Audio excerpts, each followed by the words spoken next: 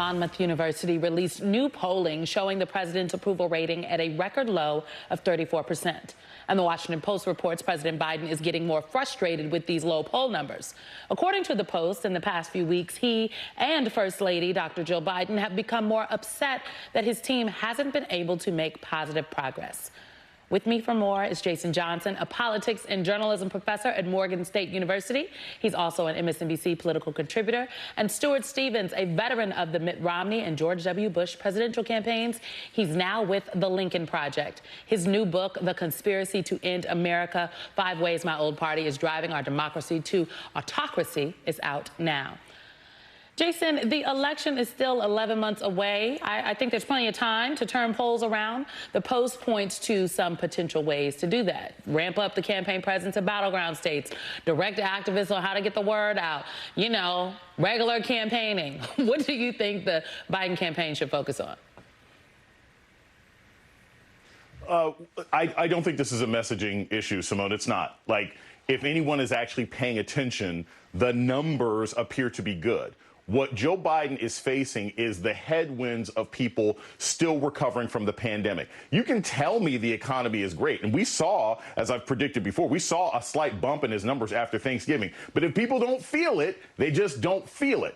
Unfortunately, I think no matter how much Joe Biden shares his message, no matter how much he may campaign, no matter how much they may ramp up actually putting efforts into black communities and black men and Latino men, which are areas where they really need to focus, his best bet in 2024 might be that he's running against someone who can't make a better case. Because at this point, I think it's already set in. I think people feel the way they feel about Joe Biden. They find him to be a disappointment. They don't think he's done enough on the economy. I think the only way he can change that is saying, yeah, you may not like me, but the other guy is worse. Because messaging and talking about the numbers is not enough anymore.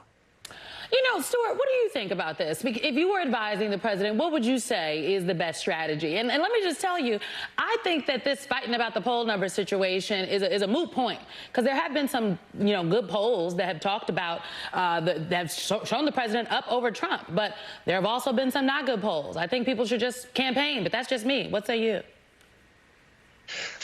Look, I think the central issue here is, Biden is not a poll-driven candidate.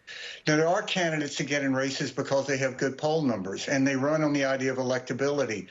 That's not his message. His message is that he's trying to save the country.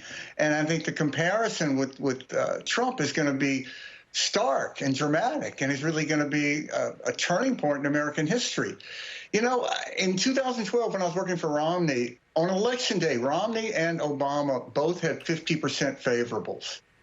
I don't think we're going to see anything like that again for a very long time. So I think part of the coverage of this is based on a sort of outdated world in which 70% of the opposing party doesn't believe the president is legal.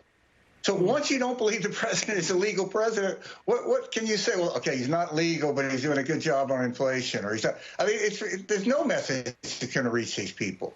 I actually think Biden is going to win by a larger margin than he did last time, and I think it's actually going to be an easier race. That is a bold prediction. Okay, well, Jason, I want y'all to hear what the young voters are saying about President Biden in the key state of Wisconsin. NBC News spoke to them, and watch this. He has the largest infrastructure bill since Eisenhower. I mean, that's a huge thing. Not enthused. I'd say overall I feel very pragmatic and strategic about it. In 2020, I looked at Biden like a used car. Like, it will disappoint me. It's not going to have leather seats, and it's not going to have all the stuff that I want. But, I mean, hopefully it'll get me from point A to point B. And I think he did that. What's the best argument that you have for young voters to support Joe Biden? The other guy is way worse. It's that simple. I think it is. Jason, he's making your point. That's from my colleague, Shaq Brewster. I don't know. Okay, so I just want to note that that was a microcosm of young voters in Wisconsin. Those were young white voters. When you talk to young black voters or young Latino voters, that message of the other guy is just really bad is not necessarily as motivating. So what would you suggest folks do here? You disagree? Yeah, no, here's the thing.